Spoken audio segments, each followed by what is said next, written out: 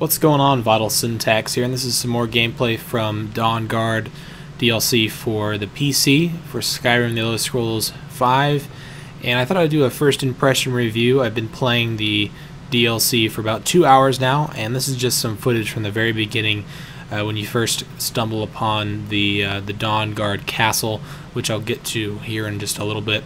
I just wanted to kind of show you guys what the game looks like, or at least what the expansion looks like, without giving you guys any spoilers, so I'm trying to stay away from things like dialogue and stuff like that. So what exactly do you get in this expansion pack? Well, first of all, when you buy it, it's about a gigabyte in size to download, and it just downloads to your Skyrim folder, and it acts as basically a mod, and you actually check it in the data files when you're launching the game. And it's $19.99 for the expansion pack, but they also have the game on sale for $29.99. So it is kind of an expensive DLC, and that's kind of what I wanted to talk about in this, is the price that you're paying for and how much content you're getting. So I've heard that the DLC isn't the longest one that we've seen, and $20 might be somewhat of a high price. Something more around 10 or 15 might be a more reasonable asking price.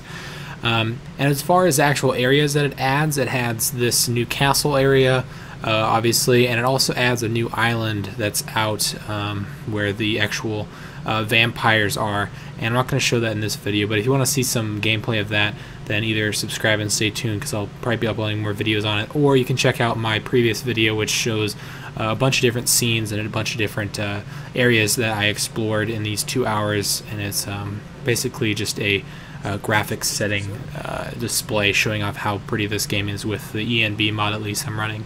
Obviously the ENB mod is going to make a huge difference, but still it's a great looking game and a great looking download for as far as the expansion goes by itself. Now, on top of the new areas that you get to explore, you obviously get new storylines and quests within those areas.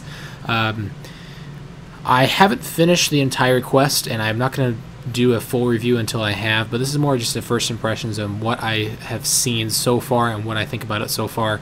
And so far it seems like the storyline is actually pretty good. It's not amazing, but it's not horrible by any means.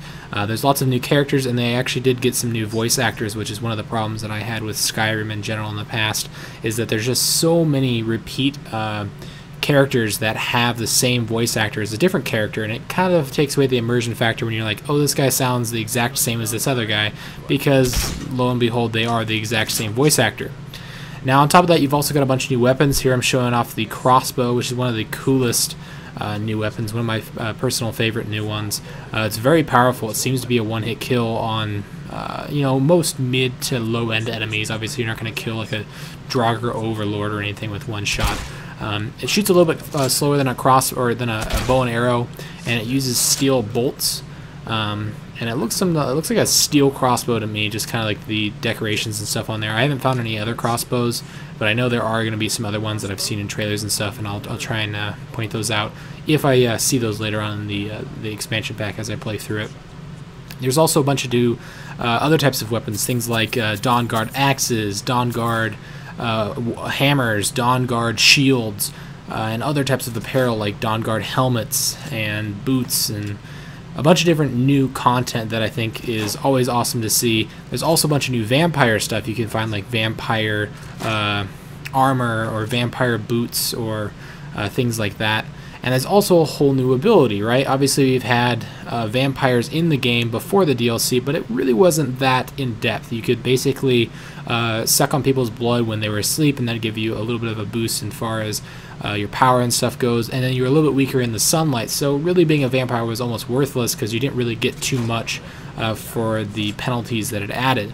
Whereas something like the werewolves, which is what I'm currently playing as, werewolves has a bunch of really cool abilities. You can turn into a werewolf and be almost invincible, just extremely powerful. You can feed on dead enemies and continue to stay a werewolf for a longer period of time.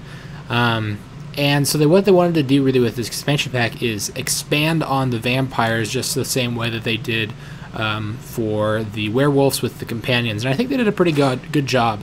Now, I've heard a lot of complaints about the third-person view that you're stuck to if you do play as a vampire. I'm playing as the Dawnguard, and basically you have two options. You can either become a vampire or you can fight the vampires and be a Dawnguard. And that's the route that I chose to play with.